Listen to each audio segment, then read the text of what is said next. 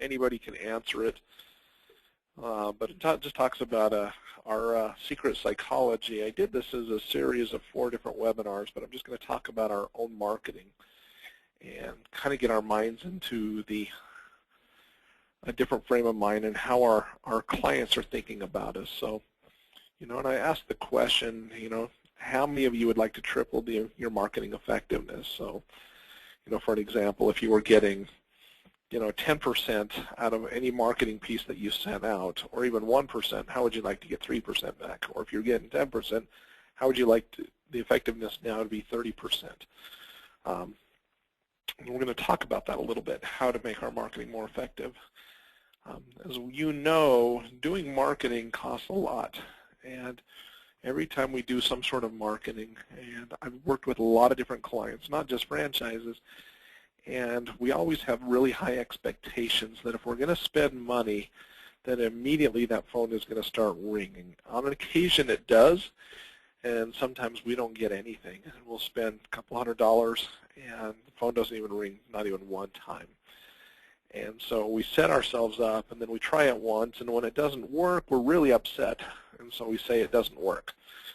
And instead of just trying it one time, and when it doesn't, we get really frustrated, and so we move on. So one of the most powerful marketing secrets, more powerful than online marketing, direct mail, design, repetition, copyrighted materials, seminars, social media, internet marketing. This is a webinar that I went through, and so about a couple of years ago. These are from my notes, and it says, to marketing, you need a couple of things. First of all is, you need a marketing channel. And that's how do you reach your ideal customer. As soon as we figure out who our ideal customer is, how do we get to them the most effectively? Second is we got to have something that makes them read our ads, and it makes what we're putting out there somewhat irresistible to them. It's like fishing. You got to make that lure irresistible so they'll continue looking at it. And then you've got to have a way to convert them, a conversion tool. And how many ways can we convert the curious to be committed? And so got to have those. That's what good marketing is. And so the biggest mistake that we as business owners is we think like business owners. We think like a marketing company. And marketing companies and business owners think the way we think. And it's like, what would attract me? And what would get somebody to actually answer the phone? And so we start marketing just like everybody else rather than thinking outside the box. So I'm going to take everyone through an exercise. So what I'm going to ask is everyone just get a blank piece of paper. And this is a little exercise. It takes a couple of minutes to do. If you've been through this, I've taken a couple of you through this, just let's do it again and see how things have changed. So what I'd like you to do is I want you to think like your client. And I want you to get in your client's mind and become your prospect for the next 20 minutes. So think of all the clients that you deal with, and I want you to think just like them.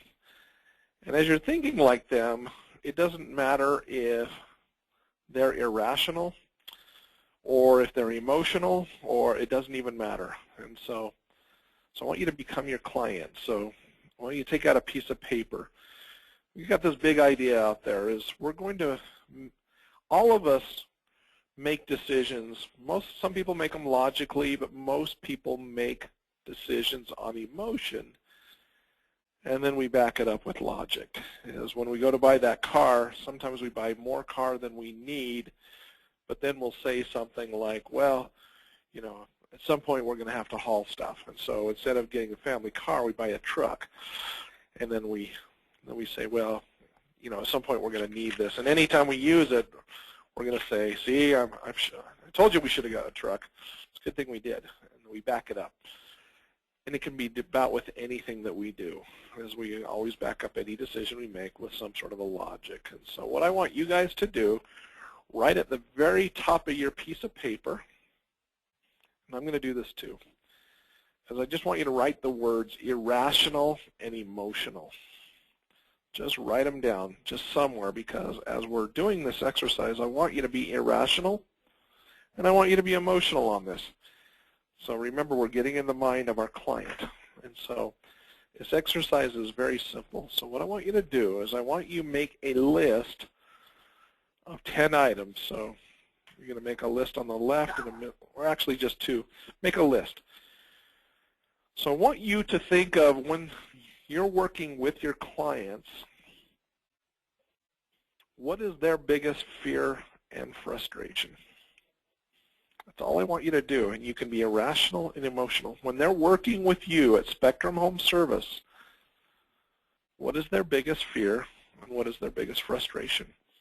It could be that they think you're going to cost too much, or you're going to spend too much time there. You're not going to get the job done right. Write them down, whatever your biggest fears and frustrations are. So I'm going to give you guys a couple of minutes.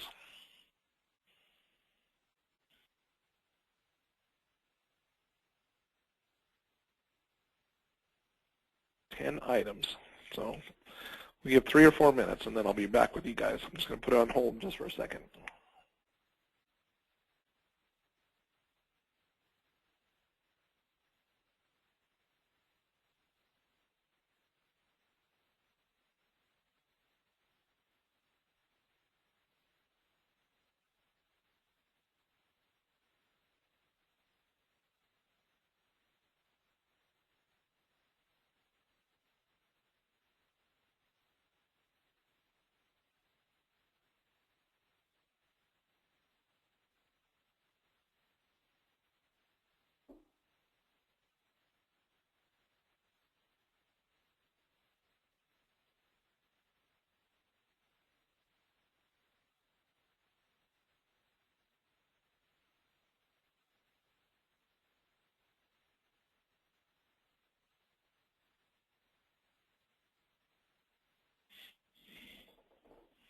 All right, 2 more minutes.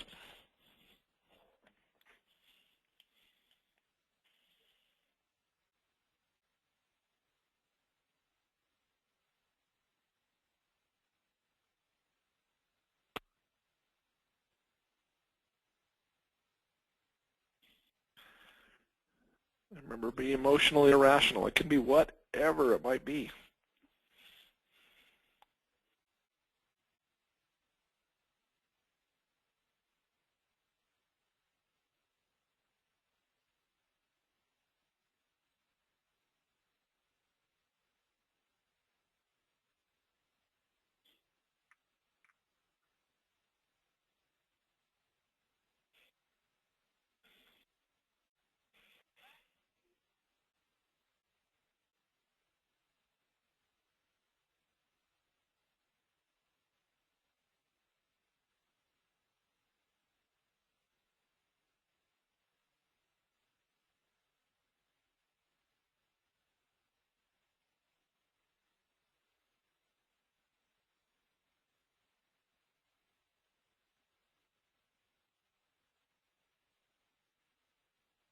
One more minute.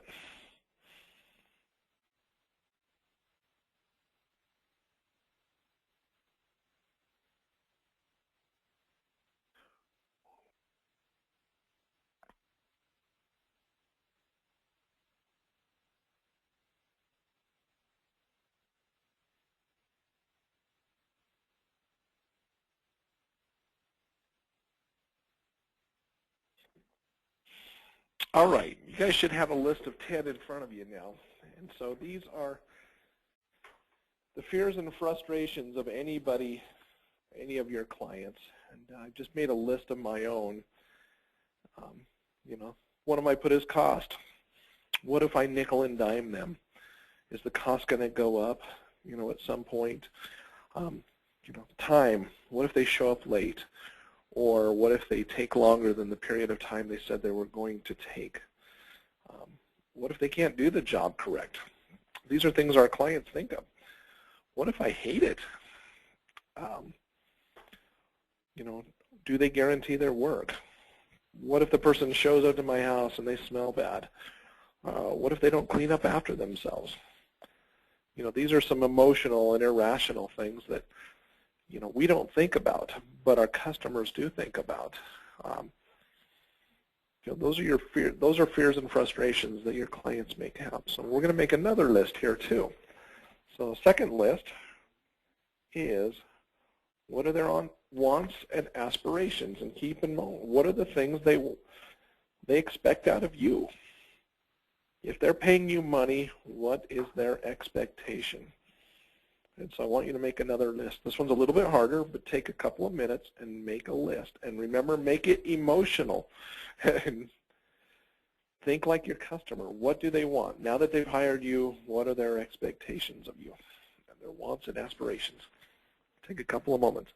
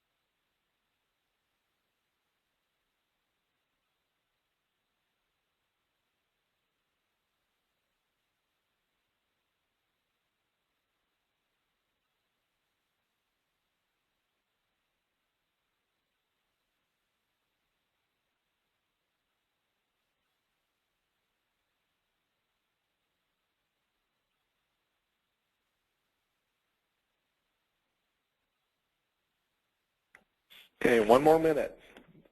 Expectations, wants, and aspirations, no matter how irrational or emotional.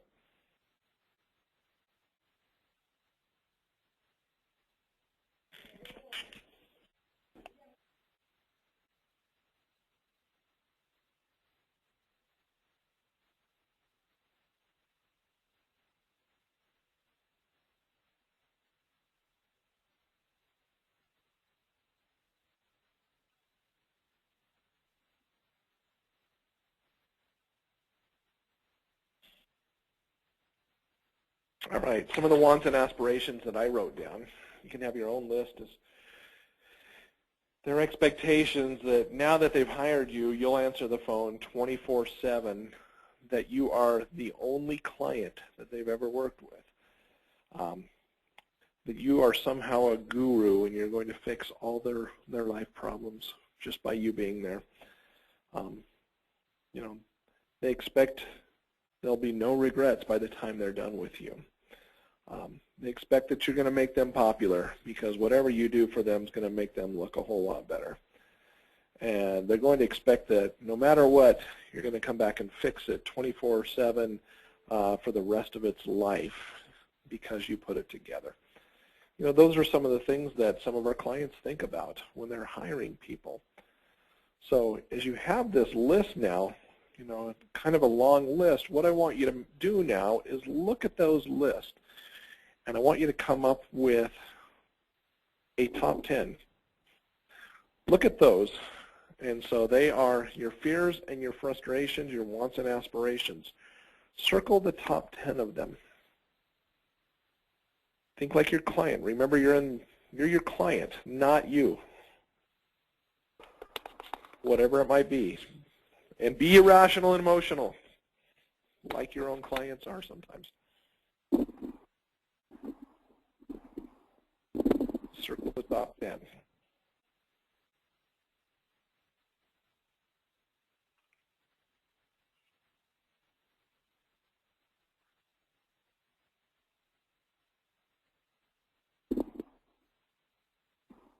All right, take one more minute.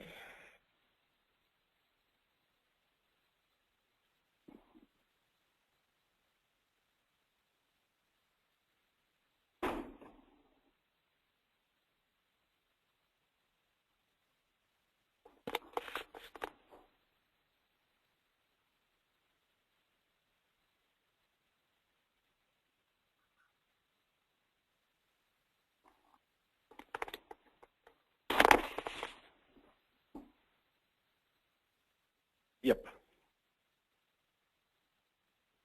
The answer is yes, Frank. Okay. All right, now take that list here. What you just made are 10 drivers for marketing. And so what do you mean by that? You just made 10 drivers for marketing. And so think about the marketing that you currently do on your own. Do any of those marketing pieces cover those 10 drivers that you just created? Do any of them mention those? What I mean by that is how many, what did you learn about your own marketing? Are we saying what hits us, or are we saying what actually hits our customer? What you can actually do with that list is next time you're making any sort of a flyer, anything that you're doing, what if you could overcome your clients' top 7 fears and frustrations, and your top 3 and their top 3 wants and aspirations out of you? What if you had something in your marketing that covered every one of those? So think about your own marketing and ask yourself, what can I now do with my own marketing? What we're trying to do is make our marketing 3 to 4 times more effective. The way you make it is when you bring in motion. Because remember, people are emotional. They make decisions based on emotion, back it up with logic. Working with a lot of our service are logical, but sometimes they are emotional, depending on what they're actually buying from you as a Spectrum Home service business owner. So look at your own marketing, and the next time you send out a marketing piece, hit on what are their biggest fears and frustrations and overcome them in your marketing. And their top 3 wants and aspirations, target it into your marketing. If you can answer their questions before they actually ask them or overcome those, you just took a lot of that emotion out of it, and then it's a lot easier for them to actually make a decision. And then ask yourself, what did you just learn about your own prospects? What did you learn about your own prospects? Are we thinking like them, or are we thinking like us? And then, think about for yourself, what makes good marketing work? And then what have you learned about your own marketing's results so far? If you're not getting the results that you want, make some of these changes. It absolutely makes a lot of sense. The best marketing pieces overcome those fears. That's what they do. So look it over, and the way you overcome them are through things such as testimonials, actually writing the price right up front, talking about your guarantee, the workers that you actually have in your home. Those types of things actually help people overcome those obstacles and stuff that they may have about making a decision about us. So lower the barrier, and that'll increase your marketing. So any questions?